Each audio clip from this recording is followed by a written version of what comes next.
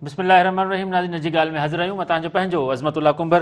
नाज़रीन वॾे अरसे खां पोइ जेको आहे हैदराबाद सखर मोटरवे जी जेको आहे मंज़ूरी ॾिनी वई आहे। काल्ह एकनिक जो इजलास थियो आहे। एकनिक जे इजलास में इहा मंज़ूरी ॾिनी वई आहे त सखर हैदराबाद मोटरवे जेको आहे उते तामीर कयो वञे। इहा नई मंज़ूरी न आहे, इहो ॿियो भेरो मंज़ूरी ॾिनी वई आहे। इन खां पहिरीं 2022 में वज़ीर आज़म शहबाज शरीफ़ ने पीड़ जो पथर रखियो हुयो ऐं चयो त हीउ मोटरवे हैदराबाद खां सखर ताईं मोटरवे ठहंदो। मोटरवे ठहण खां पोइ सॼो जेको मुल्क आहे उहो मोटरवे सां गॾिजी वेंदो। सॼी सिंध जेको आहे सॼे पाकिस्तान जे मोटरवेज़ जे नेटवर्क सां गॾिजी वेंदी। पर बदकिस्मतीअ सां नौशहरो ऐं मटियारी ज़िले में जेको आहे मोटरवे जे स्कैंडल साम्हूं आयो हुयो। उन में 2 DC जेको आहे मुलविस करार ॾिना विया ऐं 16 जेको आहे ॿियनि अमलदारनि खे जेके जंहिंमें इंजीनियर ऐं सब इंजीनियर आहे उन्हनि खे त गुज़िरियल महीने बाज़त बरी कयो वियो, जॾहिं त हिकिड़ो DC जेको आहे उहो मफ़रूर आहे, हिकिड़ो DC हिन वक़्तु जेल में आहे।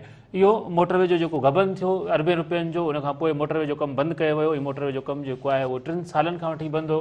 हाणे काल्ह जेको आहे हिकु भेरो ॿीहर नई मंज़ूरी ॾिनी वई आहे। ॿुधायो इहो पियो वञे त हाणे मोटरवे 5 सेक्शन्स में ठहंदो, जंहिंमें पहिरें मरहले में जेको आहे 180 किलोमीटरनि जी जेको आहे 353 अरब रुपयनि जी लाॻत सां तामीर थींदी।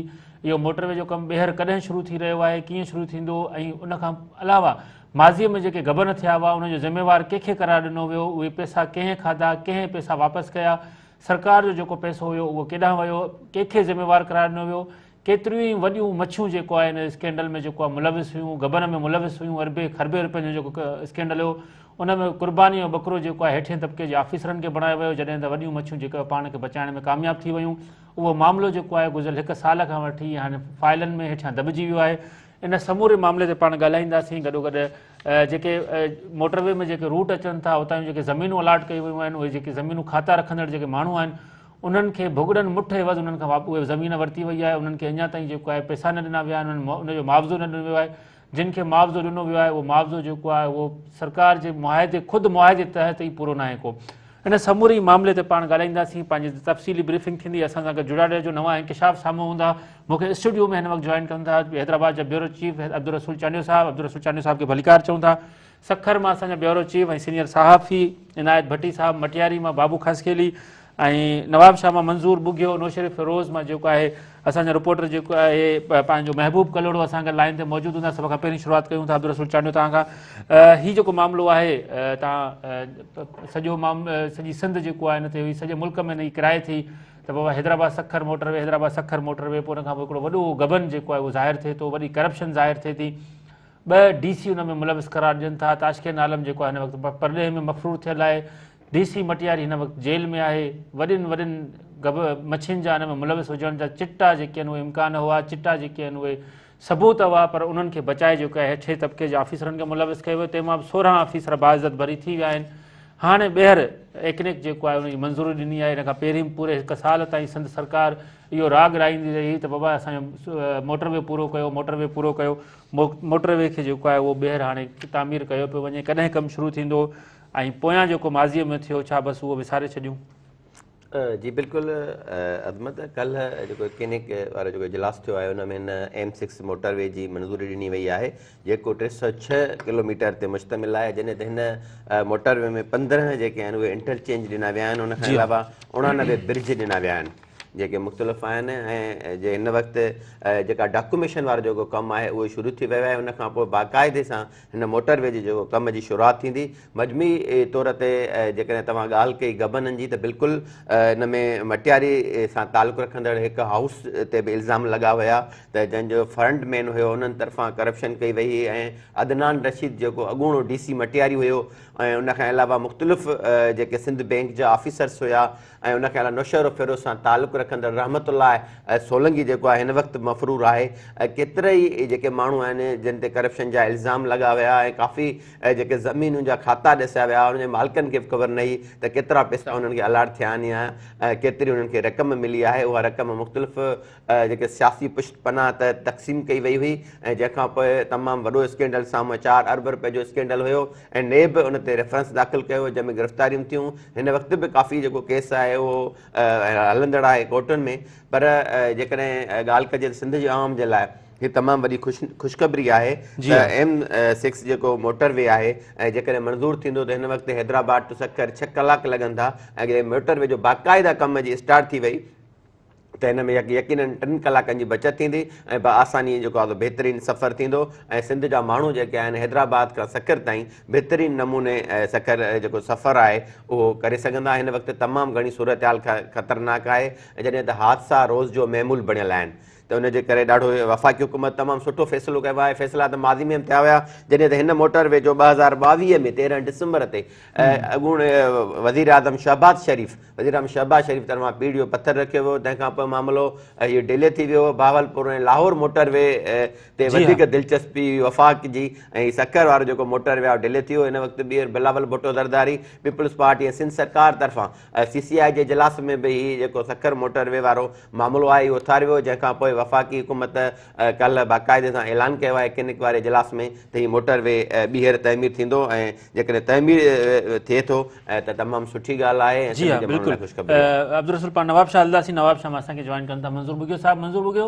ॿुधाइजो त नवाब शाह में जेको इंटरचेंज ठहंदो घणा इंटरचेंज हूंदा ऐं उन खां पोइ मोटरवे जो उते 2022 खां ई प्रोजेक्ट शुरू थियो आहे, उते को कमु थियो आहे, केतिरा किलोमीटर थियो आहे, ज़मीन वरिती वई आहे, उते छा सूरत हाल आहे?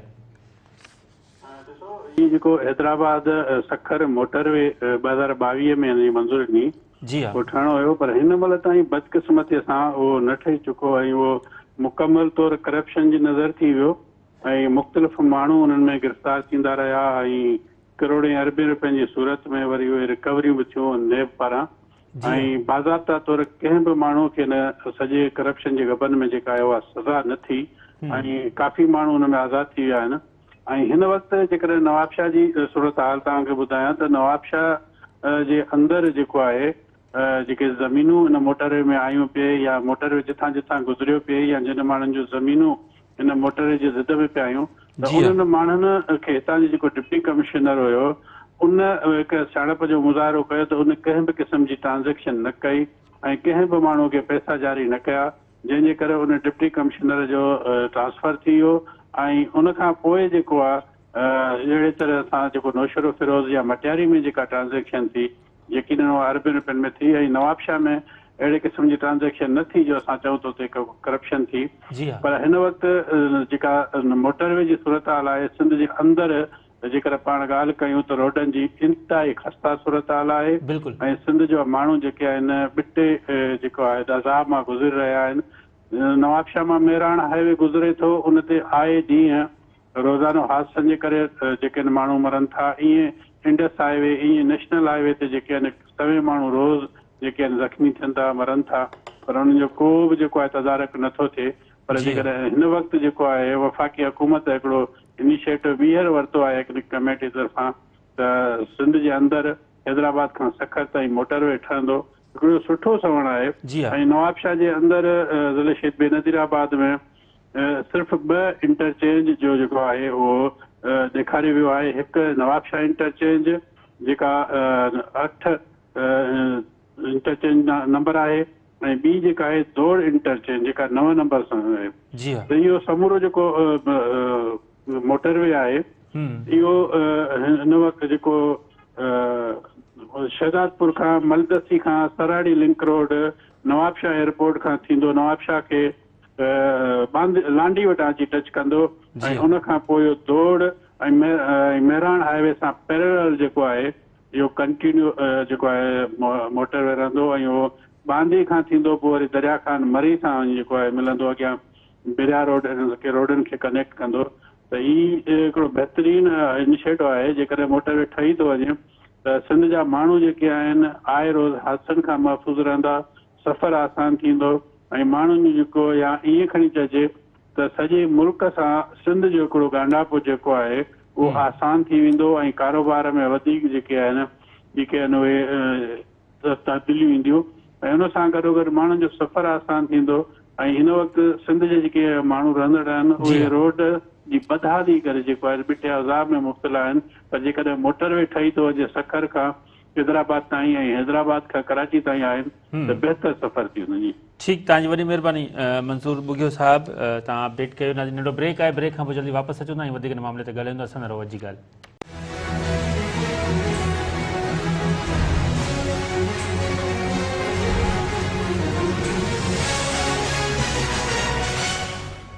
नाज़रीन जी ॻाल्हि में हिकु भेरो ॿीहर भलीकार हैदराबाद सखर मोटरवे ते पाण ॻाल्हि ॿोल करे रहिया हुआसीं। एक्निक जे तरफ़ां जेको आहे मंज़ूरी ॾिनी वई आहे त हिनखे तामीर कयो वञे। 180 किलोमीटर पहिरें मरहले में ठहंदा। अब्दुल रसूल चांडू साहिबु तव्हां ॾांहुं ईंदासीं। केतिरा इंटरचेंज ठहंदा हिन सॼे मोटरवे ते सखर खां वठी हैदराबाद ताईं, ऐं किथे किथे सर्विस एरियाज़ ॾींदा, छा हिन जो रूट प्लान आहे ऐं किथां किथां ही गुज़रंदो ईंदो? असल में हिन वक़्तु जेका हिननि जी बायोडेटा उन्हनि जारी कई आहे उन बायोडेटा मुताबिक़ 15 इंटरचेंज आहिनि, जी हाँ। जंहिंमें खेरपुर मीरस आहे, रोहड़ी आहे, उनखे अलावा नौशर फेरोज़ आहे, शहदादपुर आहे, नाबशाह, मटियारी, हैदराबाद समेत 15 इंटरचेंज जेके आहिनि उन्हनि तरफ़ां ॾियण जो जेको आहे प्लान जोड़ियो आहे। जीअं त हैदराबाद जी जेकॾहिं ॻाल्हि कजे त हैदराबाद में हटड़ी बाईपास वटां इंटरचेंज ॾियण ते प्लानिंग उन्हनि जी जेका आहे जारी आहे। जॾहिं त हैदराबाद खां पोइ जेको जामशोरो आहे, जामशोरो खां M9 मोटरवे ते कनेक्ट थींदो। ही मोटरवे जी इन जी जेका आहे एंड थींदी, उनखां पोइ M9 मोटरवे जेको आहे उन ते जेको सफ़र आहे उहो थींदो। 15 इंटरचेंज आहिनि मजमूई तौर ते। पर मां तव्हांखे अदमत हिकिड़ी ॻाल्हि ॿुधाईंदो वञा, ॾाढी सुठी ॻाल्हि आहे मोटरवे तामीर थियणु, ख़ासि करे सिंध जे अवाम लाइ ख़ुशख़बरी जी ॻाल्हि आहे। पर मां तव्हांखे ॿुधाईंदो वञा त M9 मोटरवे जॾहिं ठहियो त M9 मोटरवे जे तइमीर थियण खां पोइ, इफ़्तिताह थियण खां पोइ तक़रीबन 6 महीननि खां पोइ लूणीकोट ऐं उनखां अलावा नूरियाबाद वटां मोटरवे हेठि वेही रहियो।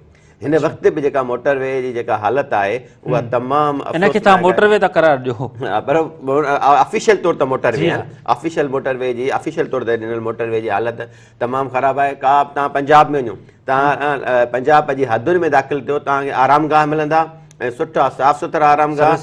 सिंध में मोटरवे ते तव्हां वञो, तव्हां टैक्स ॾियो था पर तव्हांखे को बि सुठो आरामगाह न मिलंदो, रेस्ट एरिया न मिलंदो। ऐं उनखां अलावा तव्हांखे मोटरवे पुलिस बि एतिरी एक्टिव न मिलंदी रोड ते। हादसनि सबबु एधी वारनि जो इंतज़ारु कंदा आहिनि त एधी वारा केॾीमहिल था अचनि। मोटरवे पुलिस जे जेके कॉल्स नंबर हूंदा आहिनि उहे अटेंड थींदा आहिनि, पर उन जेका रेस्पॉन्स आहे सिंध में तमामु घटि हूंदी आहे।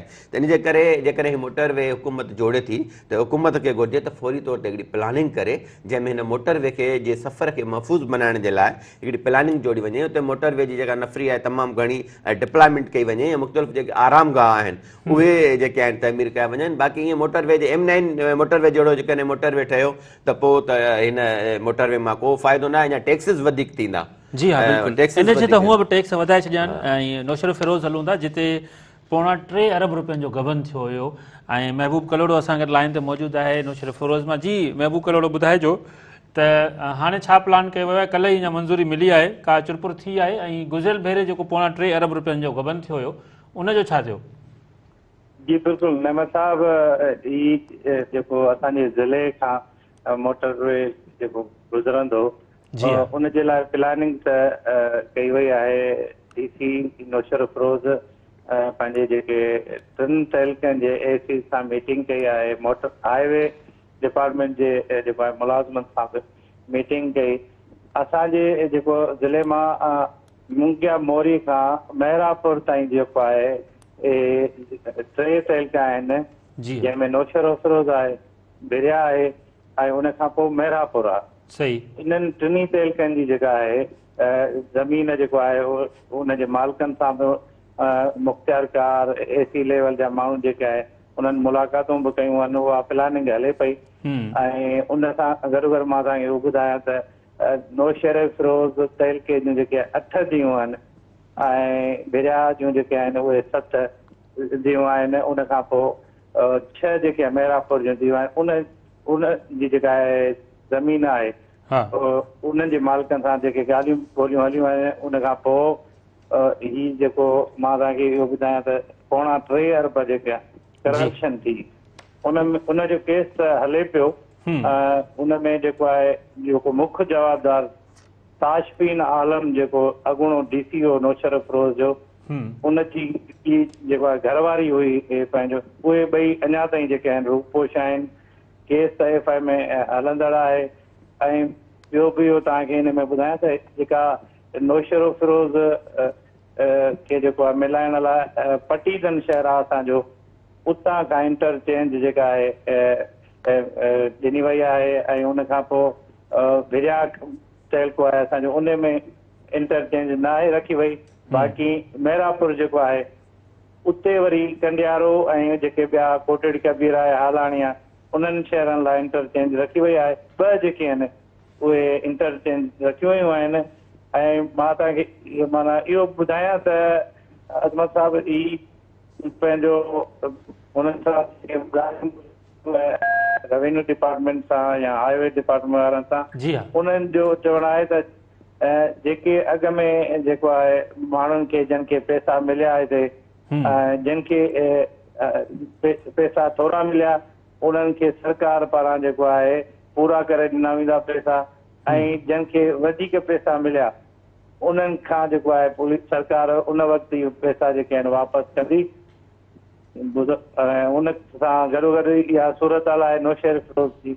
सही। अच्छा, ही जेको 3.25 अरब रुपयनि जो गबन थियो उहो छा उन में बसि जेके 16 ॼणा बाज़त बरी कया विया जेके ॿिया मुलाज़िम हुआ उन खां पोइ मुख्य जवाबदार आहे उनखे पकड़ण जे लाइ को मामिलो थियो आहे को इंटरपोल को कंहिं तरीक़े सां ऐं उहे पोइ पैसा बसि सरकार उन जो नुक़सानु क़बूल कयो या उहे वरी माण्हुनि जे मथां आयो वियो आहे?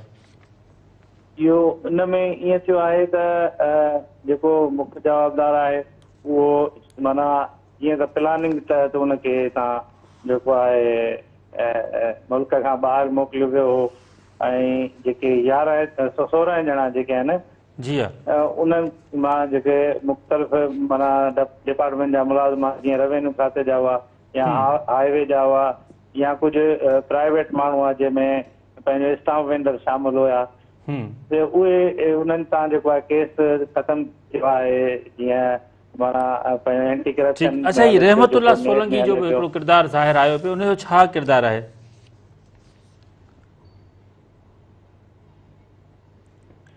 महबूब तव्हां ॿुधो पिया असांखे?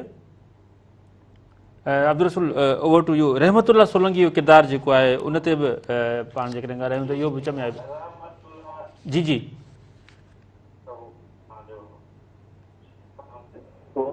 उहो बि अञा जेको आहे रूपोश आहे उन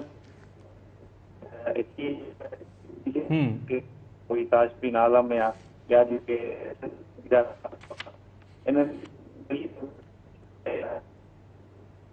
जी आवाज़ रहमतुल्लाह सोलंकी जी। इन केस में जेको आहे 2 माण्हुनि जो तमामु वॾो किरदारु हो। हिकिड़ो मटियारी सां तालुक़ु रखंदड़ हिकिड़ो हाउस हो उनजो फ्रंटमैन आहे हिकिड़ो उनजो किरदारु हो। नौशहर फिरोज़ ज़िले में जेको सभ खां वॾो किरदारु हो रहमतुल्लाह सोलंकी जो हुयो। अच्छा हा जंहिंमें बाक़ी जेके कुझु अफ़सर हुया उन्हनि तरफ़ां प्ली बार्गेन पिणु कई वई आहे नेब सां पर मेन किरदारु इहा जेके मुख़्तलिफ़ इलाइक़े जा माण्हू आहिनि उन्हनि खे हुननि बेवकूफ़ बणाए ऐं हुननि जा जेके खाता आहिनि उहे पंहिंजे नालनि ते कराया पंहिंजे मिटनि माइटनि जे नालनि ते कराया। तंहिंखां पोइ हुननि उहा जेका ज़मीन आहे उहा सरकार खे विकिणी उन वॾे तइदाद में जेका उहा करप्शन कई ऐं पैसा जेके आहिनि अच्छा सरकार जी ज़मीन उहा हुननि पंहिंजे नाले ते कराए खातो उहा वरी सरकार खे ई खपाई। बिल्कुलु हिकिड़ी इहो बि थियो आहे जंहिंमें रेवेन्यू जा जेके करप्ट ऑफिसर हुन मुलविस आहिनि। ॿियो ईअं थियो आहे त जेकॾहिं कंहिं बि फ़र्द जी ज़मीन हुनजे नाले ते आहे त जेकॾहिं उन ज़मीन जो जेको काथो आहे 3 एकड़ जो जेकॾहिं 5 लख रुपया आहे त हुननि 2 लख रुपए में वरिती आहे ज़मीन उन अॻे मालिक खां ऐं उहा ज़मीन वरी हुननि गवर्नमेंट खे 5 लख रुपए में विकिरो कई आहे।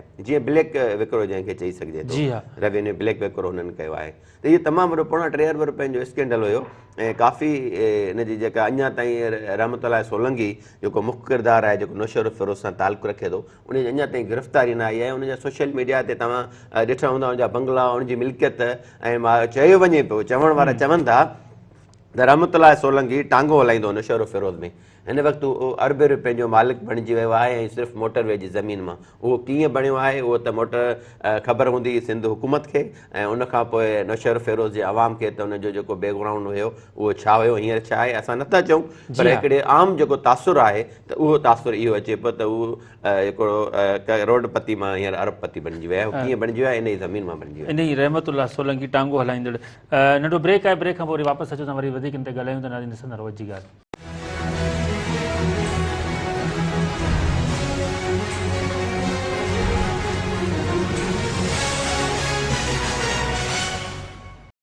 नाज़रीन अची ॻाल्हि में हिकु भेरो ॿीहर भलीकार हैदराबाद सखर मोटरवे ते ॻाल्हि ॿोल करे रहिया हुआसीं हुनजे गबन ते हुनजे थियल करप्शन में हुन खां पोइ हुनजे मुस्तक़बिल ते मटियारी हलूं था। बाबू ख़ासखिली सीनियर रिपोर्टर मेरान टीवी जा हुन असांखे जॉइन कयो आहे। जी बाबू ॿुधाइजो त कल्ह हिकु भेरो ॿीहर मंज़ूरी मिलण खां पोइ जेको आहे मोटरवे जे कम में का आई आहे पंहिंजो का अपडेट आहे ऐं गॾोगॾु माज़ीअ में जेको गबन थियो आहे उनजो छा थियो? DC अञा ताईं जेल में आहे जेके ज़िम्मेवारु करार ॾिनो वियो या उहो ॿाहिरि अची वियो आहे? जी बिल्कुल ॿुधाईंदो त हैदराबाद सखर मोटरवे स्कीम में जेको 2022 में तक़रीबन 2 अरब 14 करोड़ जी जेका करप्शन में जेको अॻूणो डिप्टी कमिश्नर मटियारी अदनान रशीद ऐं हिकु सियासी हाउस जे वेझे साथी समेत 5 खां 6 माण्हुनि खे जेको गिरफ़्तार कयो वियो ऐं उन्हनि जी जेको जांच हली रही हुई ऐं उन खां पोइ जेको ज़रियनि मूजिबि त उहा करप्शन ज़रिए निकितल जेका रक़म मां त केतिरी जेको रक़म जेको पिणु वापसि पिणु कराई वई हुई। हिन वक़्तु मटियारी ज़िले ते मुश्तमिल 73 किलोमीटरनि जे रोड मां तक़रीबन 11,641 एकड़ जेको ज़मीन जेका मोटरवे में अची रही आहे, जंहिंमां जेको मुख़्तलिफ़ ज़मीदारनि खे तक़रीबन 1 अरब खां जेको वधीक जेको ज़रियनि मूजिबि चवणु आहे त जेको रक़म ॾिनी वई आहे ऐं अञा बि जेको रहियल ज़मीदारनि खे रक़म जेको ॾियण जो जेको प्रोसेस जारी आहे। ऐं तव्हांखे आउं ॿुधाईंदो त जेके गिरफ़्तार थियल जेके डीसी समेत जेके कुझु बैंक जा जेको अमलदार हुआ ऐं हिकु सियासी जेको हाउस जो हिकिड़ो वेझो साथी हो, उनजो सियासी हाउस जो सियासी माण्हू हो, उन खे गिरफ़्तार कयो वियो। उन खां बि जेको रक़म जेको वसूल कई हुई ज़रियनि मूजिबि। ऐं हिन वक़्तु जेको सिर्फ़ु मटियारी ज़िले अंदरि जेको M6 मोटरवे वारो जेको स्कीम आहे जेको ज़मीन जी जेको ख़रीदारी जो जेको मरहलो जेको तक़रीबन 80% जेको मुकमल थी चुको आहे ऐं जेकी जेको रक़म जेको ज़मीदारनि खे जेको ॾिनी वई आहे, अञा जेको तक़रीबन 20% जेको ज़मीदारी जेको ख़रीदारी जो सिलसिलो आहे उहो जेको जारी आहे। सही। अच्छा, ही जेका ख़रीदारी कई वई आहे उन्हनि खे पेमेंट मिली चुकी आहे ऐं ही जेका 80% ज़मीदारनि खे तक़रीबन जेको पेमेंट जेको जारी थी चुकी आहे ऐं तक़रीबन जेके 20% ज़मीदार आहिनि जिन खे जेको अञा रक़म जारी उनजो प्रोसेस जेको हलंदड़ आहे ऐं चवनि था जो कुझु ॾींहंनि में उन्हनि खे जेको ज़मीन जी रक़म जेको मुकमल थी वेंदी। ठीकु। अच्छा, ही जेको उते कमकार जेको आहे उहो थियो आहे या सिर्फ़ु ज़मीन ख़रीद कई वई आहे, बाक़ी को कमु अञा सिर्फ़ु मटियारी डिस्ट्रिक्ट में ज़मीन जी ख़रीदारी जो मरहलो आहे ऐं अञा को बि जेको कमु हितां जेको शुरू न थियो आहे। ठीकु। अच्छा, उते इंटरचेंज किथां किथां ॾिना पिया वञनि मटियारी ज़िले में जेको तव्हां ॿुधायो त मटियारी जेको असांजो हेडक्वार्टर वारो शहर आहे उन खां तक़रीबन 2-2.5 किलोमीटर किथे जेको फ़ासिले ते आहे। मुख़्तलिफ़ ॻोठनि मां रोड निकिरे थो, किथे 4 खां 5 किलोमीटरनि ते आहे। मुख़्तलिफ़ वेंदे जेको सईदाबाद तहलके ताईं जेको इहा सूरत हाल आहे। तक़रीबन जेको 4 खां 5 किलोमीटर जो जेको डिफरेंस आहे क़ौमी शाहरा खां। ठीकु। अच्छा, केस ते पाण ईंदासीं त केस जी हिन वक़्तु छा सूरत हाल आहे, जंहिंमें हिकु सियासी हाउस जो फरंट में ऐं DC जेको जेल में आहिनि, उहो केस हिन वक़्तु किथे पहुतो आहे या ख़बर आहे त केतिरी रक़म जेको आहे उहा वापसि कई वई आहे? सर रिकवर जेको रक़म जेका ज़रियनि मूजिबि त तक़रीबन 65 खां 70 लख रुपया 65 खां 70 करोड़ जेको रिकवर थी चुका आहिनि ऐं ॿियो जेको अञा जेको ख़बर मालूम न थी सघी आहे त जेको केस 1.5 अरब रुपया अञा ताईं उहा हलंदड़ आहे। ऐं जेको जेको मोटरवे M6 जेको मोटरवे आहे मटियारी डिस्ट्रिक्ट में उन जेको ॿीहर जेको ज़मीनूं ख़रीद करण जेको मरहलो जेको जारी थी वियो, उनजी रक़मूं जारी थी वियूं आहिनि ऐं इन हवाले सां जेको अञा फ़िलहाल जेको सूरत हाल ईंदी आहे। ठीकु। अच्छा, जिन जूं ज़मीनूं आहिनि, जिन वटि खाता आहिनि, उन्हनि जी शिकायतूं इहे आहिनि त उन्हनि खे रक़म जेको आहे घटि पई मिले, भुगड़नि मुठ जेको आहे उन्हनि खां ज़मीन वरिती पई वञे, त मटियारी ज़िले में छा सूरत हाल? कुझु ज़मीदार सर कुझु आबाद जी हा, कुझु सही कुझु ज़मीदार अहिड़ा आहिनि कुझु ज़मीदार अहिड़ा आहिनि जिन जी जेको ॻोठनि में जी हा ॿुधायो। ऐं उन्हनि जो रेट जो थोरो इशू थिए पियो, कुझु ज़मीदारनि शिकायतूं पियूं हुयूं। ठीकु, वॾी महिरबानी बाबू। अब्दुल रसूल तव्हां ॾे ईंदासीं। ॾिठो वञे त हिकिड़े पासे नेशनल हाईवे जेको आहे उहो सॼो खुटियो पियो आहे, मोरे खां वेंदे नौशरो फिरोज़ सॼो ज़िलो जेको आहे तक़रीबन उहो खोटियल आहे वेंदे खैरपुर ताईं। ॿिए पासे मोटरवेज़ ते जेको आहे टूल वधाइण जो सिलसिलो जारी आहे। नेशनल हाईवे ते बि टूल वधाया विया आहिनि। होॾां इंडस हाईवे ते बि हिकिड़ी ज़िले दादू ज़िले में जेको आहे 7 टूल प्लाज़ा, उनखां पोइ जेको आहे दादू टूल प्लाज़ा, उनखां पोइ मेहर टूल प्लाज़ा। कीअं हीउ मामिलो हलंदो ऐं रुॻो सिर्फ़ु मोटरवे ते टूल वधाइण जो सिलसिलो जारी आहे, बाक़ी डेवलपमेंट बज़ाहिर त का नज़र नथी अचे असल में ऐं हादसा वधंदा पिया वञनि। असल में आइन जी शक्ल नंबर 805 मूजिबि टूल प्लाज़ा तव्हां तॾहिं क़ाइमु करे सघो था जॾहिं तव्हांजे ज़िले में ट्रैफ़िक हद खां वधीक हुजे। जी हा, कानून में गुंजाइश आहे टूल प्लाज़ा जेके आहिनि ठाहिण जी, पर ॾिठो वञे त हिन वक़्तु दादू ज़िले जी पॉपुलेशन साॻी आहे, पॉपुलेशन वधी न आहे। 2010 जी महाॿोॾि खां पोइ दादू ख़ासि करे जेको ज़िलो आहे वरी जेका माइग्रेशन थी आहे उहा हैदराबाद कराची थी आहे। हिन वक़्तु दादू जी जेका आबादी आहे उहा तमामु घटि आहे ऐं हिन वक़्तु दादू में जेको टूल क़ाइमु करणु सम्झां थो त हीअ आवाम सां ज़्यादती आहे ऐं उहो बि MNA जो वेझो जेको अज़ीज़ आहे उहो उन टूल प्लाज़ा जो इफ़्तिताह करे उनखे कंहिं ख़ैराती इस्पताल जो इफ़्तिताह करणु खपे हा त अवाम में बि ख़ुशी जी लहर हुजे हा। ऐं हिकु टूल प्लाज़ा जेको अवाम दुश्मन टूल प्लाज़ा आहे जंहिंखे उतां जा माण्हू चवंदा ऐं उहो हुते क़ाइमु कयो पंहिंजो मुनासिबु न आहे। उनखां पोइ यार हिकिड़ी ॻाल्हि कजे त तव्हां ॾिसो हाईवेज़ जेके आहिनि हाईवेज़ ते हिकिड़ी बि सिंध में हॉस्पिटल क़ाइमु न थी सघी आहे त जेकॾहिं को हादसो थियो त उतां जे जेके ज़ख़्मी आहिनि उनखे फौरी तौर ते रिलीफ ॾिनो वञे। ॿिए तरफ़ ट्रामा सेंटर जी ॻाल्हि कंदासीं त ट्रामा सेंटर क़ाइमु करण लाइ पहिरियां प्लानिंग ही त ट्रामा सेंटर क़ाइमु कयो वञे नूरियाबाद। उनखां पोइ सिंध जो वॾो वज़ीर जेको आहे सेवण तालुके सां तालुक़ु रखे थो जंहिंखां पोइ इहा प्लानिंग जोड़ी त इंडस हाईवे ते हादसा तमामु वधीक था थियनि इन करे सन में ट्रामा सेंटर क़ाइमु कयो वञे। जंहिंखां पोइ उन ॿिन्ही जॻहियुनि ते ॿिन्ही जॻहियुनि ते ट्रामा सेंटर क़ाइमु न थियो वापसि अचे हैदराबाद में क़ाइमु कनि। हैदराबाद में बि अहिड़ी जॻह ते क़ाइमु कयो अथनि जिते उहो अञा ताईं फंक्शन न थी सघियो आहे। हिन वक़्तु को बि हादसो थिए थो जेकॾहिं नसुनि जो मसइलो थिए थो त जेके ज़ख़्मी आहिनि उन्हनि खे ट्रामा सेंटर कराची मुंतक़िल कयो वेंदो वञे। त अहिड़ी रीति बेशक अहिड़ा रोड ठहनि जंहिंमें माण्हू सुठो सफ़र करे सघे ऐं सिंध जो माण्हू पाण चाहे थो त उन्हनि खे आसान सफ़र जी सहूलियत मिले पर जेकॾहिं उन्हनि ते फैसिलिटीज़ न हुजनि। ॾिसो तव्हां नूरियाबाद में जॾहिं हिकु गाॾी खे बाहि लॻी उतां जा टोटल मुलाज़िम सड़ी रख थी विया उनजी DNA कराइण में उन्हनि खे 3 महीना लॻी विया। त जेकॾहिं उते हादसनि खे रोकण जे लाइ या जेके फौरी तौर ते जेके ज़ख़्मी आहिनि उनखे ट्रीटमेंट ॾियण जे लाइ का प्लान न हुजे त पहिरीं हाईवे मां फ़ाइदो कहिड़ो आहे। ऐं जेके हाणे जेको मोटरवे ठहे थो उन ते 15 जेके आहिनि जेके इंटरचेंज आहिनि इंटरचेंज जे हेठां टूल प्लाज़ा क़ाइमु थींदा आहिनि। पंजाब में तव्हां ॾिठो हूंदो जेको माना इंटरचेंज टूल प्लाज़ा अञा टूल प्लाज़ा जी रक़म वधाईंदा हाणे त MTech ते हलिया विया आहिनि। हूअं को माण्हू MTech माना ते रश न थींदी पर ॾींहों ॾींहुं टूलनि जा रेट वधाइण ऐं तव्हां हेॾे ॻाल्हि कजे मीरपुर ख़ासि जी त टंडो जाम तव्हां क्रॉस कयो टंडो जाम में तव्हांजो मक़ामी माण्हू खां टूल वठनि था। उनखां पोइ तव्हां जेकॾहिं 10 मरतबा टंडो जाम अचे वञे हैदराबाद जो माण्हू चाहे मीरपुर जो माण्हू सिंध जे कंहिं बि तालुके सां रखंदड़ माण्हू जेकॾहिं टंडो जाम ऐं मीरपुर टूल क्रॉस कंदो त उनखे 20 मरतबा हिकिड़े ॾींहं में इहो हल हलंदा अब्दुल रसूल सखर हलंदासीं इनायत भट्टी सीनियर सहाफ़ी असां गॾु मौजूदु आहिनि मेरान TV ब्यूरो चीफ। जी इनायत ॿुधाइजो त हैदराबाद सखर मोटरवे ते सखर में छा सूरत आहे ऐं उतां रोडी इंटरचेंज ते त वॾा बोर्ड लॻा पिया आहिनि हैदराबाद जो मोटरवे पर इहो केतिरो ठहियलु आहे अॻिते ऐं जेको ॿीहर कल्ह मंज़ूरी ॾिनी वई आहे एकनिक जे इजलास में उनखां पोइ जी छा सूरत आहे? अज़मतुल्लाह साहब महिरबानी। मां ॿुधाईंदो लां त मुंहिंजी बाज़ाब्ता तौर मंज़ूरी खां पोइ हैदराबाद टू सखर जेको मोटरवे आहे उहो जेको आहे सो ठाहियो वेंदो।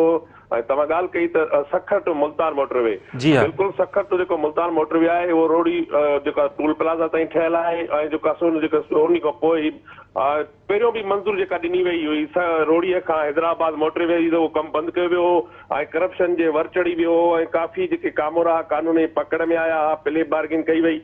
ॿीहर जेको आहे एकनिक जेका मंज़ूरी ॾिनी आहे उहा 3 फेज़नि में जेको आहे सो हुनखे मुकमल करिणो आहे।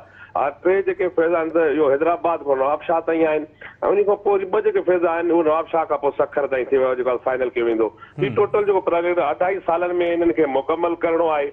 ऐं हिन वक़्तु जेका सूरत हाल आहे असां वटि जेका वॾी जेका सहूलियत आहे सखर टू मुल्तान वारी ऐं उन इहा सहूलियत पंजाब जे माण्हूअ खे आहे जेको सखर अचे थो या सखर ताईं वरी उहो साॻियो ई माण्हू रोडी टूल प्लाज़ा खां लही करे बबरलो बाईपास खां वरी उहो साॻई नेशनल हाईवे वठे पियो ऐं नेशनल हाईवे जा जेके हालतूं आहिनि तव्हां ॾिसो पिया त रोज़ हादसा मामूल बणियल आहिनि ऐं केतिरा ई हादसा थियनि था ऐं केतिरा ई माण्हू जेको पंहिंजूं ज़िंदगियूं आहिनि उहे विञाए वेठा आहिनि। ऐं जे करे जेको अगरि हीअ 28 सालनि जे अंदरि अंदरि जेको ठही पवे थो मोटरवे हैदराबाद सखर वारो त सखर जी आवाम खे ख़ासि तौर ते त सहूलियत आहे ऐं कारोबारी जेको वहिंज वापारु आहे उहो बि वधंदो ऐं हिन खां जेको पंजाब जेको माण्हू जेको डायरेक्ट जेको आहे सो वञे पियो कराची या हैदराबाद उनखे बि मोटरवे जे हवाले सां वॾी सहूलियत थींदी। ऐं अज़मल साहिब तव्हां ॾिसो पिया त असांजे रोडनि जूं जेको हालतूं आहिनि ख़ासि तौर क़ौमी शहर जूं उहे अहिड़ियूं हालतूं आहिनि त जेके माना रोज़ हादसा थियनि पिया केतिरियूं जानियूं विञाइजनि पियूं त जेकर हीउ ठही पवे थो ऐं एकनिक जी मंज़ूरी खां पोइ हैदराबाद टू सखर मोटरवे त इहो त वॾी आवाम लाइ सहूलियत आहे पर ख़ौफ़ इहो आहे त अॻ में बि त मंज़ूरी ॾिनी वई हुई न अॻ में मंज़ूरी खां पोइ जेके माना करप्शन थी पैसा खाई विया नेब जेको माण्हू गिरफ़्तार कया ऐं कामोरा कानूनी पकड़ में आया प्ले बार्गिन थी हाणे छा इहो बाज़ाब्ता तौर इहो ॾिसणो आहे त इहो मोटरवे ठहंदो या वरी सिंध हुकूमत जा जेके कामोरा आहिनि ॿीहर वरी इनखे करप्शन जे वर चाढ़ींदा? बिल्कुलु इहो वॾो सवालु आहे। अच्छा सखर में सिर्फ़ु इहो हिकिड़ो ई इंटरचेंज ॾिनो वियो आहे हिन मोटरवे खे ऐं या वरी हुन खां अलावा खैरपुर ताईं ॿिए का इंटरचेंज आहिनि सखर हैदराबाद मोटरवे खे? न न अब्दुल्ला साहब सिर्फ़ु इहो मोटरवे जेको इंटरचेंज आहे उहो हिकु रोड़ी खे आहे, रोड़ी खां पोइ पनवाकिल खे आहे, पोइ घोडकी खे आहे, पोइ बाड़ो खे आहे। न हिन पासे जेको इंटरचेंज आहे जेको सखर हैदराबाद मोटरवे जी रेलियार खान खे आहे, सखर हैदराबाद मोटरवे जी सिर्फ़ु आख़िरी जेका लास्ट इंटरचेंज आहे उहा रोड़ी आहे ऐं रोड़ी वटी हुन माना हुनखे बंदि कयो वियो आहे अॻियां। हाणे उतां ई जो कमु आहे जेको शुरू थींदो उहो रोड़ी मोटरवे खां हैदराबाद मोटरवे उतां ॿीहर शुरू थींदो हिन मंज़ूरीअ खां बाद में। ठीकु, तव्हांजी वॾी महिरबानी पंहिंजो इनायत भट्टी साहब। Over two U Ghulam Rasool Abdul रसूल चांडियो साहब। हीअ जेको मोटरवे जी ॻाल्हि साईं कनि पिया त मतिलबु रुॻो हादसा ई हादसा आहिनि ऐं हुनखां पोइ वापसि ट्रैफ़िक हिन पासे अची लहे थी, माण्हुनि खे वॾो जेको आहे उहो भोगणो पवे थो, जानियूं हलियूं वियूं आहिनि। छा मतिलबु तव्हां चवंदा त कीअं हुनखे प्लान कजे, कीअं मतिलबु हुनखे हिकिड़ो सुठो जीअं महफ़ूज़ सफ़र पाण कीअं हुनखे करार ॾेई सघूं था? असल में जेको मोटरवे आहे उन ते जेका वॾी गाॾी आहे जेको हिन वक़्तु जेको मोटरवे सखर हैदराबाद ठहे थो उन में जेका वॾी गाॾी जेका स्पीड लेवल आहे उहा 100 रखी वई आहे। जॾहिं जेका नंढी गाॾी आहे उन जेका स्पीड लेवल आहे उहा 120 रखी वई आहे। जॾहिं जेका वॾी गाॾी आहे उनखे अलॻि रूट ॾिनो वियो आहे, उनखां नंढी गाॾी खे अलॻि रूट ॾिनो वियो आहे। हिकु ई जेको रूट आहे उन ते 3 गाॾियूं लाॻीतो सफ़र करे सघनि थियूं ऐं चोथों जेको आहे त उहो पैदल जेको आहे उहो सफ़र करे सघे थो। त अहिड़ी रीति त माना उन्हनि खे ॾिनी वई। पर हिते तव्हां ॾिसो नेशनल हाईवे जी तव्हां ज़िक्र कयो त तव्हां जेकॾहिं तव्हांजे मोटरवे ठही वियो त असांजो 2.5 खां 3 कलाक सखर जो पंधु हूंदो। हींअर सखर जो पंधु 5 खां 6 कलाक जो आहे। अक्सर जेके वॾियूं गाॾियूं आहिनि उहे अचनि थियूं जंहिं सबबु हादसा रोज़ जो महमूल बणिजनि था। उनखे अलावा जेको हीउ नेशनल हाईवे आहे उन ते वॾे तइदाद में आबादियूं आहिनि। तव्हां हितां ॾिसो खंडू स्टाफ खां वठी मटियारी खां वठी तव्हां वेंदो टोटल जेके वॾा शहर आहिनि जेके नंढा नंढा ॻोठ आहिनि उहे उतां नेशनल हाईवे तां गुज़रनि था। उतां जा माण्हू उनजो माल ऐं उन जेका ट्रांसपोर्ट आहे उतां गुज़रे थी जंहिं सबबु हादसा रोज़ जो महमूल बणिजनि था। पर जेकॾहिं हीउ मोटरवे ठहंदो मोटर में ईअं थींदो आहे मोटरवे जिते बि ठहंदो त उनजी आबादी जा जेके रस्ता आहिनि उहे बंदि थींदा आहिनि त जीअं राति जे टाइम में को बि जानवर अची न सघे या माल मता न अची सघे उनखे मुकमल तौर ते बंदि कयो वेंदो आहे। ऐं हिकिड़ी इहा बि ॻाल्हि लाज़मी हुजणु खपे त जेकॾहिं मोटरवे हैदराबाद टू सखर ठहे थो त उते हिकिड़ी अस्पताल पिणु ठाहिजे। 306 किलोमीटर ते मुश्तमिली रूट आहे त 150 किलोमीटर ते हिकिड़ी वॾी अस्पताल ठाहिजे। को हादसो थिए त उनखे मुंहुं ॾियण जे लाइ फौरी तौर ते प्लानिंग थी सघे। हिन जेके ज़ख़्मी आहिनि उनखे तिबी इमदाद ॾियणु खपे। उनखां पोइ मोटरवे जेका पुलिस आहे उन जेका नफ़री आहे वधीक डिप्लॉयमेंट कई वञे ऐं कानून ते मुकमल तौर ते अमल कराए वञे त हिन वक़्तु जेके सिंध जा माण्हू आहिनि उन्हनि खे तमामु वधीक फ़ाइदो रसंदो हिन मोटरवे ज़रिए। सही। अच्छा हीअ एक्निक जी मंज़ूरी खां पोइ हाणे छा ॿुधाए पियो वञे कॾहिं खां कमु ॿीहर शुरू कयो वेंदो? असल में किथां खां शुरू कयो वेंदो? असल में हीअ जेकॾहिं असां अचूं था पंजाब खां रोहिड़ी आख़िरी जेका हिन जी इंटरचेंज आहे उनखां तक़रीबन 2 किलोमीटर उन्हनि कमु शुरू कयो हुयो जंहिंखां पोइ बंदि थियो आहे। हींअर उतां ई रोहिड़ी खां ई इहो कमु स्टार्ट थींदो जेको 150 किलोमीटर जो जेको सफ़र आहे हुनखे 3 सेक्शन में मुकमल कयो वेंदो जंहिंजी इस्लामी बैंक आहे उहा फंडिंग कंदी। जंहिंखां पोइ जेके 2 जेके सेक्शन रहंदा उहो पब्लिक प्राइवेट पार्टनरशिप तहत कया वेंदा ऐं जॾहिं त जेको 3 सेक्शन वारो जेको कमु आहे उहो अप्रैल 2026 ताईं मुकमल करण जी प्लानिंग कई वई आहे। ऐं जेकॾहिं जेकॾहिं सफ़र 150 किलोमीटर चइजे सखर खां त नवाबशाह ताईं जेको इहो रूट आहे इहो 3 सेक्शन में मुकमल थींदो। उनखां पोइ बाक़ी जेको पब्लिक प्राइवेट पार्टनरशिप ते वधीक जेको कमु थींदो उनजी अञा ताईं का प्लानिंग या का बि अंग अखर जारी न कया विया आहिनि त कॾहिं मुकमल थींदो या कॾहिं कमु शुरू थींदो। सही। नाज़रीन तव्हां ॻाल्हि ॿोल ॿुधी रिपोर्टरनि जी त छा सूरत हाल आहे, केतिरो गबन थियो आहे ऐं कीअं जेको आहे सॼो मामिलो जेको आहे हिकिड़े पासे गबन जो शिकार आहे, करप्शन जो शिकार आहे ऐं ॿीहर जेको आहे एक्निक जो जेको आहे कल्ह मंज़ूरी मिली आहे उनखां पोइ वरी ॿीहर हिन ते कमु शुरू कयो पियो वञे। ऐं अॼु खां ई जेको आहे उहो जीअं तव्हां रिपोर्टरनि सां ॻाल्हि ॿोल ॿुधी त अॼु खां ई हुन ते चुरपुर शुरू थी वई आहे। मुख़्तलिफ़ माण्हुनि सां ॻाल्हि ॿोल कई वई आहे। हर ज़िले में जेको आहे उहा चुरपुर शुरू थी आहे। हिन में मां तव्हांखे वज़ाहत कंदो हलां त 15 इंटरचेंज ठहंदा, 9 अंडर बाईपास हूंदा ऐं 6 फ्लाईओवर तामीर कया वेंदा। नेशनल हाईवे अथॉरिटी जो तर्जुमान जो ई मौक़ुफ़ आहे त सखर हैदराबाद मोटरवे में सिंधू दरिया ते हिकु वॾी पुल तामीर थींदी। उनखां अलावा 15 इंटरचेंज, 19 अंडरपास ऐं 6 फ्लाईओवर तामीर थींदा। मोटरवे जे ॿिन्ही पासनि खां जेको आहे 50 किलोमीटरनि हर 50 किलोमीटर जे मुफ़ासिले ते 10 सर्विस एरियाज़ ठहंदा। सर्विस एरियाज़ जो असां सवेल ज़िक्र करे आया आहियूं त M9 मोटरवे ते कहिड़ा सर्विस एरियाज़ आहिनि ऐं हाणे ॿिया हूअं सॼे मुल्क में जेको मोटरवेज़ आहिनि हुते सर्विस एरिया जी कीअं आहे ॾिसणो इहो आहे त हिन जेको हीअ जेके 10 सर्विस एरियाज़ ठहंदा उनजी छा सूरत हाल हूंदी। उनखां पोइ ही मोटरवे सखर खां शुरू थींदो जेको खैरपुर नौशरो फेरोज़ शहीद बेनज़ीराबाद मटियारी ऐं पोइ हैदराबाद इन्हनि समूरनि ज़िलनि में मजमूई तौर ते 15 इंटरचेंज ॾिना विया आहिनि जिते 15 इंटरचेंज खां जेको आहे उहो रस्ता तव्हां उन ते जॉइन करे सघंदा हिन मोटरवे खे। गॾोगॾु जेकॾहिं पाण माज़ीअ जी ॻाल्हि कयूं त हिन में मुख़्तलिफ़ वक़्तनि ते कोर्टुनि में बि मामिलो वियो, अदालतुनि पिणु इहो हुकुम ॾिनो त फौरी तौर ही जेको आहे मोटरवे जो कमु मुकमल कयो वञे। पर 2022 खां शुरू थियल ही प्रोजेक्ट जॾहिं करप्शन जो शिकार थियो त इहो कमु मुकमल तौरु बंदि थी वियो। वरी वफ़ाक़ जी जेको आहे ॿ अखियाई जेका हमेशह रहंदी आहे उहा हिन भेरे ऐं हिन मामले में बि रही। सिंध सरकार जेको आहे उहा दाहूं कंदी रही, सिंध सूबो पंहिंजे हर फोरम ते दाहूं कंदो रहियो त असांखे जेको आहे मोटरवे त कमु तामीर करे ॾियो, मुकमल करे ॾियो, पर वफ़ाक़ न पियो ॿुधी। कल्ह वञी जेको आहे जॾहिं सिंध सरकार भरपूर एहतिजाज कयो आहे ऐं उनखां पोइ थ्रेट ॾिना विया त असां जेके हुकूमत जा मामला आहिनि या इहे जेके जंहिं महिल सिंध सरकार पंहिंजी कावड़ जो मुज़ाहिरो कयो तॾहिं वञी एकनिक जेको आहे कल्ह हुनजी मंज़ूरी ॾिनी आहे। हाणे 5 सालनि खां पोइ ही ॿीहर कमु शुरू थियणु पियो वञे। ॿुधायो इहो पियो वञे त 2.5 सालनि खां 2 सालनि जे विच में जेको आहे हिननि खे कमु मुकमल करिणो आहे। शुरूआती मरहले में जेके 3 या सेशन्स आहिनि 5 मां, तंहिंमां 130 किलोमीटरनि जो पहिरें फेज़ में हिननि खे ठाहिणो आहे। पर ॾिसणो इहो आहे त इहो जेको आहे कॾहिं मुकमल थिए थो ऐं बज़ाहिर तौर ते त हिन दफ़े हिन में जेको आहे तेज़ी अचणु घुरिजे, पर बदक़िस्मतीअ सां हीअ जेके मामला आहिनि जंहिं महिल करप्शन जे वर चढ़ी वञनि था, जंहिं महिल के ॿिए कंहिं मामले जे मैनेज थियल मामलनि जे वर चढ़नि था त पोइ सालनि जो साल हितां जा प्रोजेक्ट मुकमल नथा थियनि। तव्हांजे साम्हूं कश्मीर कंदकोट जेको आहे उहा घोटकी पुल आहे, ॿिया केतिरे रस्ता आहिनि। हिन वक़्तु नेशनल हाईवे जेको आहे उहो सॼो खुटियो पियो आहे। माण्हू हैदराबाद खां मोरे ताईं जो सफ़रु, हालानी ताईं जो सफ़रु, नौशरे ताईं जो सफ़रु जेको 2-3 कलाकनि में थींदो हाणे उहो 8 खां 10 कलाकनि में थी रहियो आहे। सिंध में रोड नेटवर्क तमामु घणो ख़राबु आहे। हिन वक़्तु सिंध जा जेके रोड रस्ता आहिनि उहे मक़तल गाह बणियल आहिनि, कातिल बणियल आहिनि। तव्हां जंहिं बि रोड ते चढ़ंदव, इंडस हाईवे हुजे, मेहरान हाईवे हुजे, चाहे उहो नेशनल हाईवे हुजे, तव्हांखे हादसा रोज़ जो मामूल मिलंदा। अॼोको प्रोग्राम पुॼाणी ते पहुचे थो, मूंखे ॾींदा इजाज़त। अल्लाह वाहिद।